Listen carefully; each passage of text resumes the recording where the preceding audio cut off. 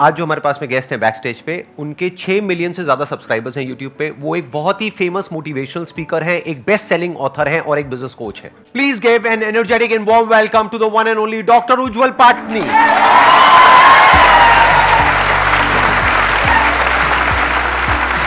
तो संदीप माहेश्वरी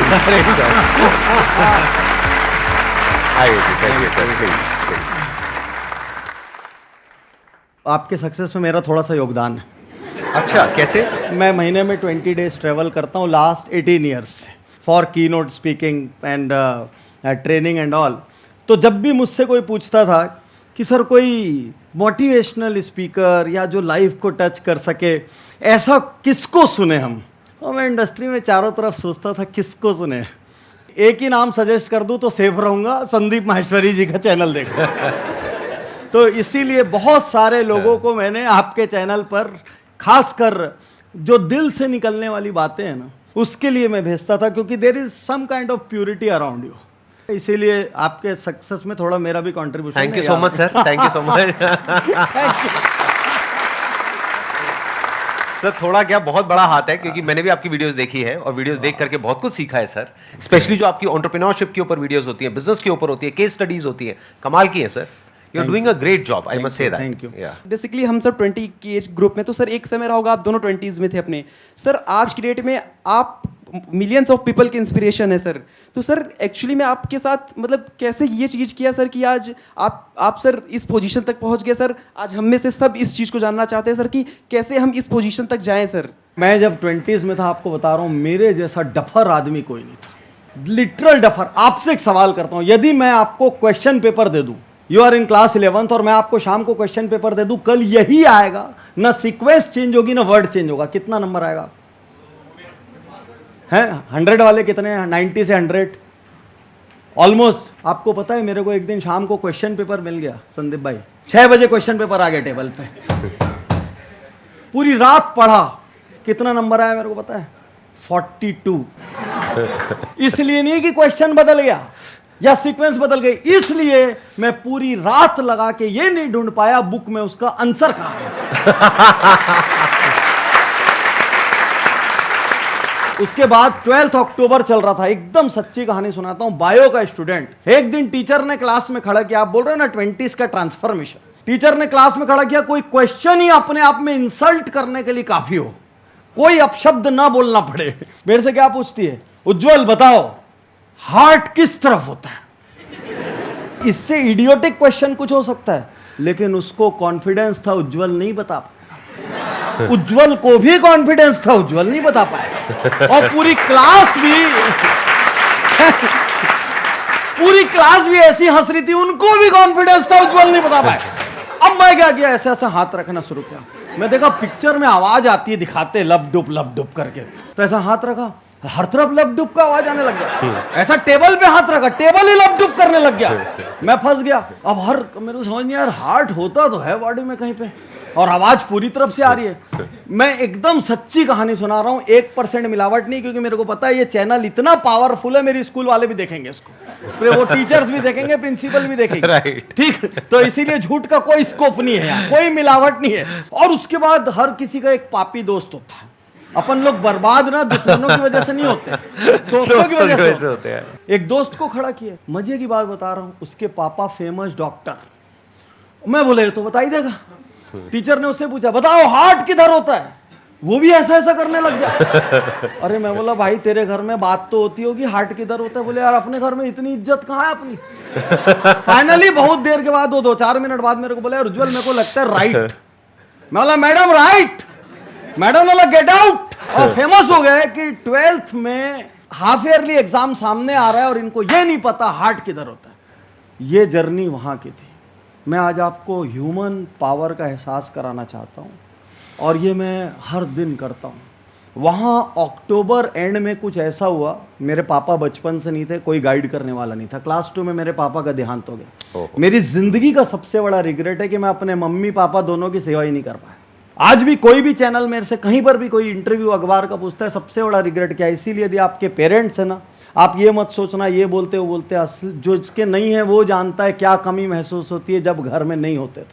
तो कोई था नहीं, तो भाई उसके बाद अचानक कुछ हुआ, मेरा ट्रांसफॉर्मेशन हुआ, मैंने पढ़ना शुरू किया और पढ़ना शुरू किया वहाँ। उसके बाद मैंने मेडिकल निकाला, उसके बाद सिर्फ गुस्से में संदीप जी 10 साल तक मैं डिग्री लेता रहा। हर साल एक एग्जाम में बैठता था, मेडिकल करने के बाद एमए किया, सीसीपी किया, सीएचआर किया, एमबीए किया, लाइन से डिग्री में हर साल। कई जगह मेरा इंटरव्यू भी नहीं लेते थे डर के मारे, लेकिन मैं डिग्री करता रहा। मैं आज आपको बताना चाहता हूँ, यदि मेरे जैसा डफर, आज जब आप गूगल करोगे कितनी यूनिवर्सिटीज में मेरी बुक सिलेबस में, आईआईटी मुंबई से लेके सेंट जेवियर्स कोलकाता, कोई इंस्टीट्यूशन नहीं होगा जहां मैंने लेक्चर नहीं किए। और इनके टीचर्स के लिए मैं टीचर्स ट्रेनिंग प्रोग्राम करता हूं। मेरे जैसा डफर यदि कर सकता है ना, तो आप भी कर सकते हो। बस फर्क इतना है किस दिन आप रियलाइज करके ये तय करते हो आज से मैं लाइफ विदाउट एक्सक्यूजेस जीऊं। बहुत बढ़िया सर। एक्चुअली क्या है, जैसे हम अपने गोल की तरफ आगे बढ़ते हैं, सो बहुत सारे ऑब्स्टेकल्स रहते हैं, बट एट द एंड जो मेरे साथ ऑब्स्टेकल रहता है ना, इट्स लाइक कि I don't deserve this. At the end मैं स्ट्रेंथ लूज करने लगती हूँ। सो आई वांटेड टू आस्क कि एट द एंड अपने सेंस में कैसे रहा, आई मीन हमने इतना लंबा रास्ता तय करा, उसके बाद एट द एंड फॉल्टर कर जाना। यदि मुझसे सक्सेस का बहुत बड़ा डिफरेंशिएटिंग फैक्टर पूछा जाए, तो दुनिया में बहुत सारे लोग चीजें शुरू करते हैं, खत्म नहीं करते। बीच में मैं एक बहुत बड़े जिम वालों को कंसल्टेंसी दे रहा था, बड़ी चेन को। तो आपको पता है जिम 4:1 के रेशियो में भर्ती करता है। तो जब 5 लोग मान लीजिए ज्वाइन करते हैं, तो 4 लोग 15 दिन बाद जाना छोड़ देते या 1 महीने बाद जाना छोड़ देते। कितने लोग ऐसे जिन्होंने जिम स्टार्ट किया जाना छोड़ दिया। तो यदि सक्सेस का कोई सबसे बड़ा डिफरेंशिएटिंग फैक्टर है, वो ये है कि आप उसको फिनिश करते हैं कि नहीं। कंप्लीटनेस, 2 C याद रखिए। यदि 2 C आपके पास हैं तो आपके पास टैलेंट कम है या ज्यादा इंपॉर्टेंट नहीं है। 1 इज कंसिस्टेंसी, कि आप हर दिन करते हैं कि नहीं। एक बहुत बड़ा बगीचा ऐसे थोड़ी लगता है, एक एक पौधा करके लगता है। ऐसा थोड़ी एक रात को सोए उठे बगीचा लग गया, तो पौधे पौधे करके लगते हैं। एक पहाड़ को भी आप चढ़ते हैं तो कदम कदम। तो 1 इज कंसिस्टेंसी, डेली आप उसको कर रहे हैं कि नहीं कर रहे हैं। सेकेंड इज कंप्लीटनेस, जब आप कर रहे हैं उसको आप कंप्लीट कर रहे हैं कि नहीं कर रहे हैं। और एंड में यदि आपकी हवा निकलती है तो एंड में you need to have an environment. आपके पास कुछ ऐसे दोस्त होने चाहिए जो आपको धक्का लगा के रखें। उस गोल से आपका इतना इमोशनल कनेक्ट हो जाना चाहिए कि आप कल्पना भी नहीं कर सके कि ये मिस होगा तो कितना पेन होगा मुझे। यदि इफ नॉट देन व्हाट, यदि ये नहीं हुआ तो क्या। तो एक्चुअली आपका प्रॉब्लम थोड़ा विचित्र है, लोग शुरू में ही छोड़ देते हैं, एंड में आने के बाद तो स्पीड आ जाती सब में। राइट, क्योंकि रिजल्ट मिलने लग जाते हैं। हाँ, क्योंकि मंजिल दिखने लग गई। हाँ। तो अब नहीं छोड़ रहे हैं। तो उस वक्त 1-2 बढ़िया वाले पापी दोस्त जो आपको पुश करें हैं। हमें ये चैनल क्या कर रहा है, आप माहेश्वरी जी का चैनल देखते हैं, आप एक दिन कोई एक वीडियो इनका देखते होंगे, कम से कम 5-7 दिन चार्ज अप रहते होंगे, जोरदार है। उसके बाद फिर से थोड़ी हवा लीक होना शुरू हो जाती है, तो फिर से आप चार्ज अप हो जाओ। तो जब गोल के पास पहुंचो तो इनके और हमारे वीडियो ज्यादा देखना उस वक्त। Excellent point. हाँ यहां पे मैं एक और चीज ऐड करना चाहूंगा। अभी आपने 2 C's की बात करी, मैं एक C को और ऐड करूंगा यहां पर, वो है क्रिएटिविटी। मतलब क्या कि हम कई बार क्या करते हैं, अपने गोल की तरफ कंसिस्टेंट भी होते हैं, एफर्ट भी बहुत करते हैं, लेकिन हम एक पैटर्न में घूम जाते हैं। हम एक काम को एक ही तरीके से कर रहे होते हैं, एक ही गलती को बार बार कर रहे होते हैं, जिस वजह से रिजल्ट नहीं मिल रहा होता है। क्या आपको लग रहा होता है मैं गोल के पास पहुंच गई हूं, मानो 2 साल हो गए, 3 साल हो गए, 4 साल हो गए, आपको लग रहा है मैं पहुंच गई हूं, लेकिन एक्चुअल में पहुंचा ही नहीं हूं, क्योंकि सेम गलती बार बार करते चली जा रही है और वो क्रैक नहीं हो पा रहा है। और हम सिर्फ हार्डवर्क करते चले जाते हैं, मेहनत करते चले जाते हैं, कभी भी अलग वे आउट ट्राई नहीं करते हैं। माइंड में पता है क्या होना चाहिए, एवरीथिंग इज पॉसिबल, बस अभी तक मैं क्रैक नहीं कर पाई हूं कि करना कैसे है। जैसे एंटरप्रेन्योरशिप में मेरा जो फंडा है वो बड़ा ही सिंपल है। वो क्या होता है कि पहले से ही अगर मैं कोई काम कर रहा होता हूं ना, मुझे ये तो पता है कि ये पॉसिबल है, क्योंकि दुनिया में दिख रहा है कि पॉसिबल है। अब अगर मैंने एक बार कोशिश करी, नहीं हो पा रहा, 2 बार करी, नहीं हो पा रहा, 10 बार करी, नहीं हो पा रहा, मुझे पहले से ही पता है कि अभी मैं क्रैक नहीं कर पा रहा हूं। मतलब मेरे को पता नहीं लग पा रहा है कि इसको करना कैसे है। जैसे हमने एक बिजनेस किया था, तो वहां पर क्या हुआ कि उसको हमने लॉन्च किया, पहली ऐड निकाली, फेल, दूसरी निकाली, फेल, फिर तीसरी निकाली, फेल, अलग अलग एड्स ट्राई कर रहे हैं, फेल। तो पूरी टीम क्या कह रही है, सर ये बिजनेस बेकार है। मैंने कहा नहीं भैया, बेकार नहीं है, अभी तक हम क्रैक नहीं कर पा रहे हैं, और लोग भी तो कर रहे हैं मार्केट में। फिर उसके बाद में 11वीं ऐड जा करके क्लिक हो गई। उसमें हमने कुछ ऐसा ट्राई किया, एक छोटी सी लाइन ऐड करी, वो एकदम से क्लिक हो गई। तो जो सेल हमारी एक एड पे ऑन एन एवरेज हो रही थी, मान लो 10 पीस बिक रहे थे, वो एकदम से 100 पीस हो गए, 10x हो गई वो सेल। क्यों? क्योंकि एक हल्की सी कुछ चेंज हुआ। ऐसे ही जो भी आप कर रहे हो, मुझे नहीं पता आप क्या कर रहे हो, क्या करने का सोच रहे हो, whatever you are thinking, हो सकता है उसमें हल्का सा कहीं पे कुछ ट्वीकिंग की जरूरत हो, हल्का सा कुछ चेंज करने की जरूरत हो, हल्की सी क्रिएटिविटी की जरूरत हो। इसको आप चेंज भी कह सकते हो, सीखो, आप क्रिएटिविटी भी कह सकते हो। थोड़ा सा अप्रोच को बदल करके देखो, हो सकता है सक्सेस यही हो, सामने ही हो। सर क्रिएटिविटी में मैं और थोड़ा सा मैं भी ऐड कर। Please sir, please. Business coaching की प्रॉब्लम क्या है, वो बहुत ज्यादा टफ क्यों है? अब मान लीजिए आप यहाँ बैठे हैं, आप एक मैन्युफैक्चरर हैं, आप एक डीलर हैं, आप एक डिस्ट्रीब्यूटर हैं, आप ब्यूटी प्रोडक्ट्स बनाती हैं, ये क्लोथिंग बनाती हैं, वो ज्वेलरी बनाती हैं, वो गाड़ियों की उनकी कंपनी है, आपकी कोई फला चीज की डीलरशिप है, 50 धंधे। अब आदमी बैठा रहता है और एक बंदा जो 25 साल से ऑटोमोबाइल डीलरशिप चला रहा है या 3 जनरेशन से ज्वेलर है, वो अचानक खड़ा हुआ, पाटनी साहब मेरे बिजनेस में एक प्रॉब्लम है, और वो प्रॉब्लम 2 जनरेशन से चलाने वाला सॉल्व नहीं कर पा रहा है, और वहीं खड़ा होकर बोलेगा मेरे यहाँ जो ज्वेलरी का रोटेशन है ना वो कम हो रहा है, या मेरा कस्टमर आजकल लौट रहा है। तो जिस प्रॉब्लम को वो 20-25 साल या 2 जनरेशन में नहीं सॉल्व कर पाया, उसको उसका आंसर 2 मिनट में चाहिए।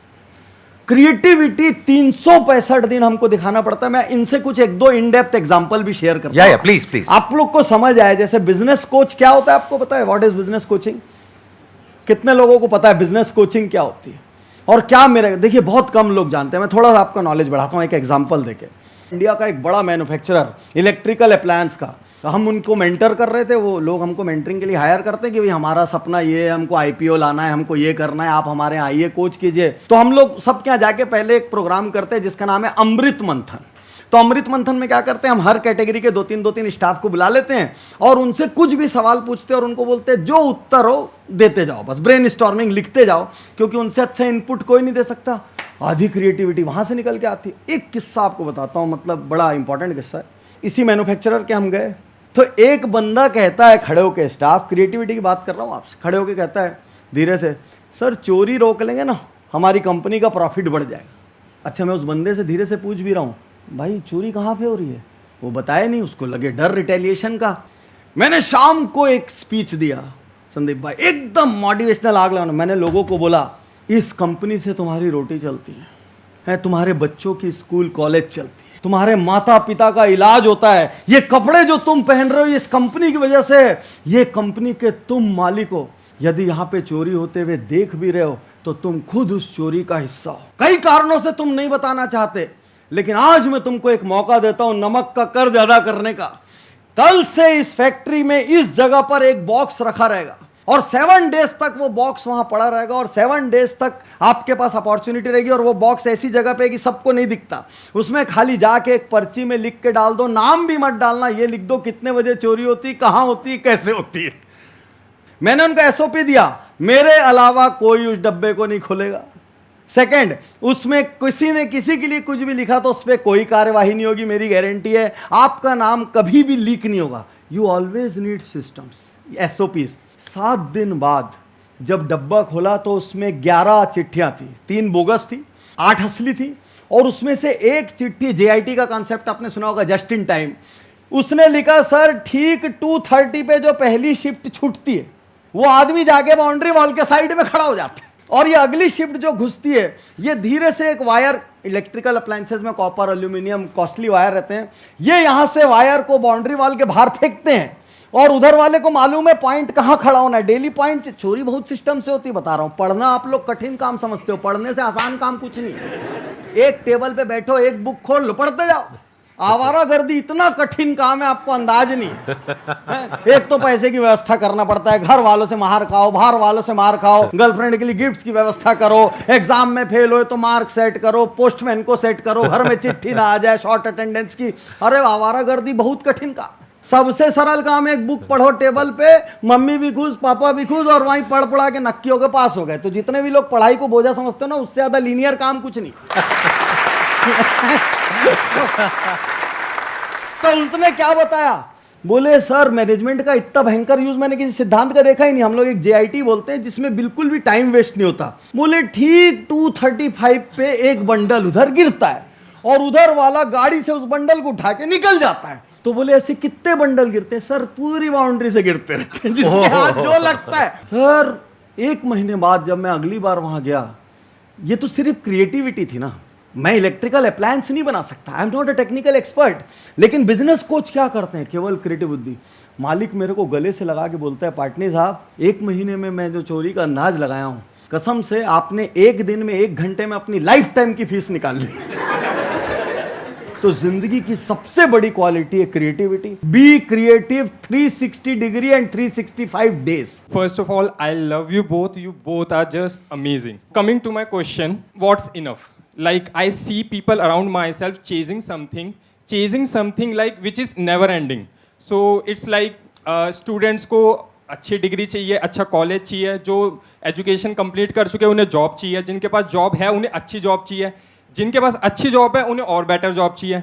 अंडर प्रिविलेज और मिडिल क्लास को पैसा चाहिए, जिसके पास पैसा है उसे और पैसा चाहिए, जिसके पास बहुत ज़्यादा पैसा है उसे और ज़्यादा पैसा चाहिए। So how to decide what's enough and how to stop chasing something once we achieve it? क्या एनफ है ये हमारा पर्सनल मैटर है। हमेशा याद रखना कि सबका सक्सेस और सबका धर्मा इंडिविजुअल होता है, और हमको अपने गोल चेंज करने का बेटरमेंट के लिए हक है, क्योंकि हम उतनी दूर तक देख ही नहीं पाते।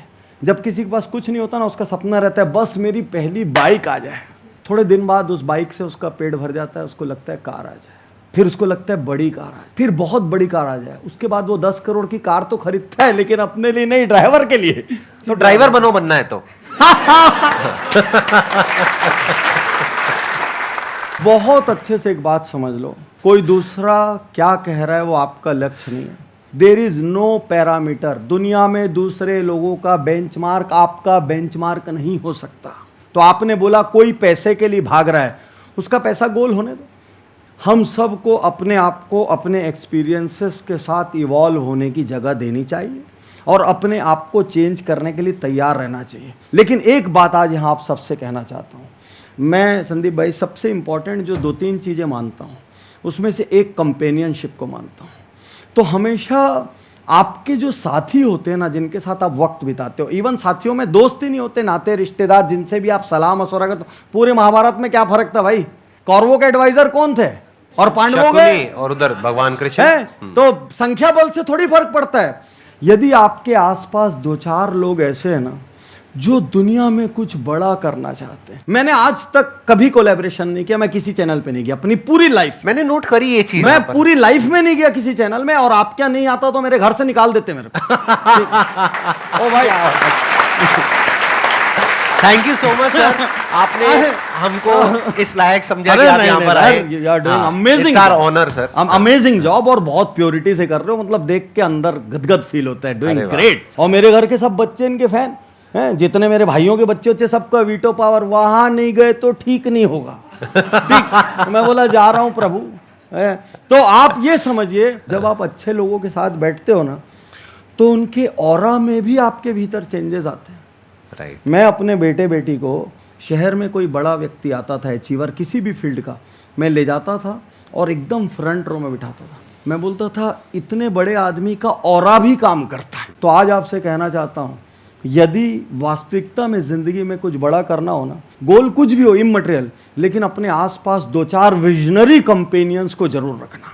यदि वो नहीं है, आपको बाई रिलेशन नहीं मिले, तो ढूंढ ढूंढ के बनाओ, चाहे ऑनलाइन बना लो जैसे हम लोग हैं। एक्चुअली हमारे वीडियोस भी आपके कंपेनियन ही है कहीं ना कहीं। मतलब बकवास आदमी की जगह के साथ रहने की जगह अकेले में एक पुस्तक के साथ रह लेना, हमारे शोज के साथ रह लेना, औसत आदमी के साथ मत रहना। दूसरी सबसे बड़ी सलाह, कुछ भी हो जाए, अपने बड़े सपनों की सलाह उसी से लेना जिसके बड़े सपने देखने की मानसिक हैसियत हो। बहुत अच्छा क्वेश्चन पूछा आपने, और इसमें मैं भी थोड़ा सा ऐड ऑन करता हूँ अपने स्टैंड पॉइंट से। देखिए बेसिकली क्या होता है कि लाइफ जो है ना, वो एक रेस के जैसी है। भागो, और नहीं भागोगे तो पीछे रह जाओगे, पीछे रह गए तो कोई पूछेगा नहीं दुनिया में, कहीं के नहीं रहोगे, बर्बाद हो जाओगे। ऐसे घर में हमने बहुत डायलॉग सुने हैं।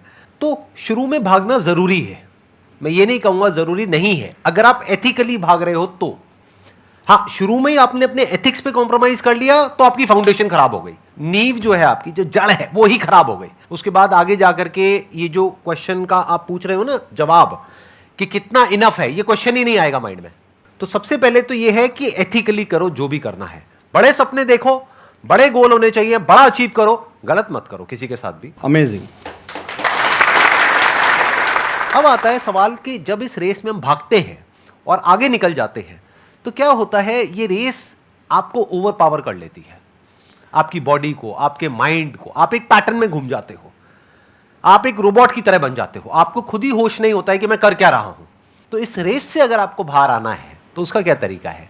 उसका तरीका है आपको अपने साथ अकेले में वक्त बिताना होगा। मेरा एक रूटीन है पिछले 15 साल से, वो क्या है कि साल में कम से कम एक बार मैं हफ्ते से 10 दिन के लिए अकेले जाता हूं किसी ऐसी जगह पर जहां पर करने के लिए कुछ भी नहीं होता है, मेरा मोबाइल भी नहीं होता है, होता भी है तो वो एक छोटा वाला नहीं होता, वो जो 1000 रुपए वाला होता है जिसमें कुछ कर ही नहीं सकते, तो पूरी दुनिया से डिस्कनेक्टेड। वो भी वहां पे जा करके 2-3 दिन बाद जब मैं उस जोन में चला जाता हूं, when I become one with the surrounding, तो वो भी मोबाइल ऑन करने का मन ही नहीं करता है, उसको भी ऑफ कर देता हूं। आपका जो सिस्टम है उसके अंदर एक प्रोग्राम डल चुका है, वो प्रोग्राम क्या है? भागो। तो वो सिस्टम एक तरीके से फॉर्मेट हो गया, अब खाली हो गया। अब आपके पास 2 ऑप्शंस है, या तो वापस जाकर के भागो या फिर चलो। ऑप्शंस आ गए ना, लोगों के पास ऑप्शंस ही नहीं है, चॉइसलेसली भागते चले जा रहे हैं। जैसे अभी आपने महाभारत की बात करी तो दुर्योधन ने सवाल पूछा था भगवान कृष्ण से कि मुझे पता है कि ये जो मैं कर रहा हूं वो गलत है, लेकिन मैं चाह करके भी खुद को रोक नहीं पाता हूं, ऐसा क्यों होता है? उसके पीछे 2 वजह है। एक जो इन्होंने बात करी कंपेनियनशिप, संगति बहुत इंपॉर्टेंट है। दूसरा ठहराव, अकेले में वक्त बिताना। जितना आप अकेले में वक्त बिताते हो उतना ही आप अंदर से ठहरते चले जाते हो। फिर लाइफ में आपको क्लियरली नजर आने लग जाता है जिस चीज की जितनी जगह होती है बस वहीं तक रहती है वो, ना उससे ज्यादा ना उससे कम। अब पैसे की क्या इंपॉर्टेंस है? ठीक है, पेट भरने के लिए चाहिए, कंफर्टेबल लाइफ के लिए चाहिए, बस। उससे ज्यादा अगर आ भी गया बैंक अकाउंट में, फॉर एग्जांपल मेरे बैंक अकाउंट में उससे ज्यादा पैसा आ भी गया तो क्या होगा? इस तरह के थॉट्स आने लग जाते हैं। नहीं तो इंसान पागल हुआ पड़ा होता है, पावर के पीछे, पैसे के पीछे, पोजीशन के पीछे, नाम के पीछे, इन सब चीजों के पीछे। तो इस रेस से अगर आपको बाहर निकलना है तो उसका एक ही तरीका है, साइलेंस। और अब आप एक्चुअल में अपने आप को प्रॉपर तरीके से यूज कर सकते हो सबके बेनिफिट के लिए। मैं आज आपको 2 हैबिट देके जाता हूं। मतलब ये आज जो संदीप माहेश्वरी जी का शो है, इस आज के शो से आपकी जिंदगी बदलना चाहिए और आप जिंदगी भर इनको बोलें कि सर आज का शो बहुत एक्सेस मीनिंगफुल था क्योंकि हमको सिस्टम मिला। क्या आप प्रैक्टिस करोगे? सिर्फ 30 डेज? यस और नो? 30 डेज। एक हैबिट है सेल्फ ऑडिट। हर रात केवल 2 सवाल पूछना, और जब ये वीडियो रिलीज करेंगे तो मैं वहां पे भी फॉर्मेट दे दूंगा। ये वीडियो मेरे चैनल पे रिलीज होगा, वहां पे भी मैं फॉर्मेट दे दूंगा, आपको फॉर्मेट मिलेगा। फॉर्मेट का बस प्रिंट आउट निकाल देना, उस पर काम कर रहे हैं। 2 सवाल हर रात सोने के पहले पूछना है अपने आप से, आज मैंने ऐसा क्या किया जो मुझे नहीं करना चाहिए था। And second question, self audit के 2 क्वेश्चन होते हैं, आज मैंने ऐसा क्या किया जिस पर मुझे गर्व है। तो जब आप ये 2 भरना शुरू करेंगे जिंदगी बदल जाएगी। सेकंड हैबिट आज आपको दे, तो करोगे? भाई यही मैं लाखों रुपए लेके देता हूं हैबिट सेशन में। आज संदीप जी की वजह से जो सबसे बड़े कारपोरेट सेशंस का सीक्रेट दे रहा हूं आपको, सत्त निकाल के, जूस, वो भी फ्री में।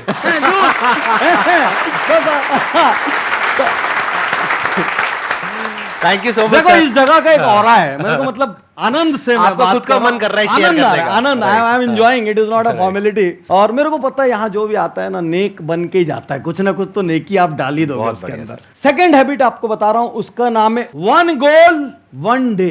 1 गोल 1 डे का सिद्धांत है कि आपको हर सुबह 1 गोल लेना है, 1 गोल हर दिन। यदि आपने 100 डेज कर लिया ना, आपकी जिंदगी 5 साल आगे चली जाएगी, क्योंकि आप औसत लोगों की जगह कॉन्शियस लिविंग वालों की कैटेगरी में आ जाओगे। कभी डिससेटिस्फाई नहीं होंगे, क्योंकि हम हर दिन जश्न मनाएंगे, यार कल जैसा था आज उससे थोड़ा बेटर किया। Thank you so much for coming, it means a lot to me and to everybody here. Thank you all for coming here, it was pleasure meeting you.